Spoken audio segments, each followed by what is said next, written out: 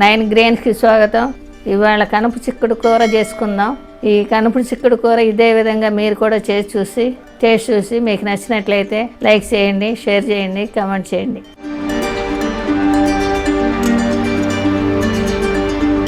ఇది కనుపు చిక్కుడు అంటారండి. ఈ కనుపు చిక్కుడే అన్ని చిక్కుడులో కూడా మంచి మహా రుచిగా ఉంటుంది.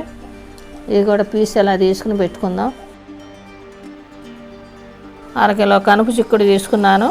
చిక్కుడు మునిగేలాగా వాటర్ పోద్దాం. 1/2 టీ స్పూన్ పసుపు వేద్దాం.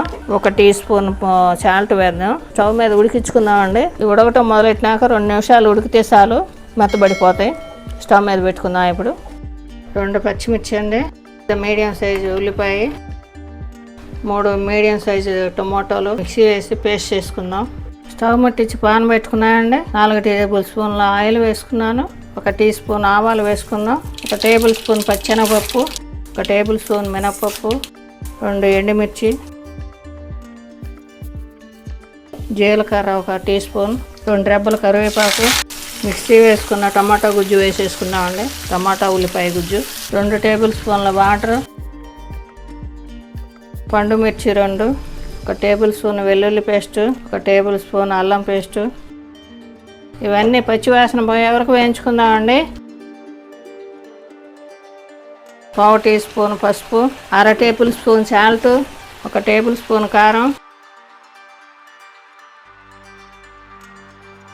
ఇది ఉడికిందండి, పచ్చివాసన పోయింది. ఉడకబెట్టిన చిక్కుడుకాయలు వేసుకుందాం. చితికితే చితకాలండి, అలా ఉడకబెట్టుకోవాలి 2 నిమిషాలు. ఇవి వేసేసుకుందాం. అన్ని చిక్కుడులోకి కనుపు చిక్కుడే చాలా రుచిగా ఉంటుందండి. ఫ్రై చేసుకున్నా, ఈ విధంగా కూర వండుకున్నా కూడా.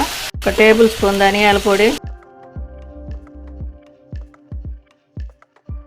ఉడికిపోయిందండి, బౌల్లో తీసుకుందాం. కనుపు చిక్కుడు ఫ్రై రెడీ అండి. ఇదే విధంగా మీరు కూడా చేసి టేస్ట్ చూడండి.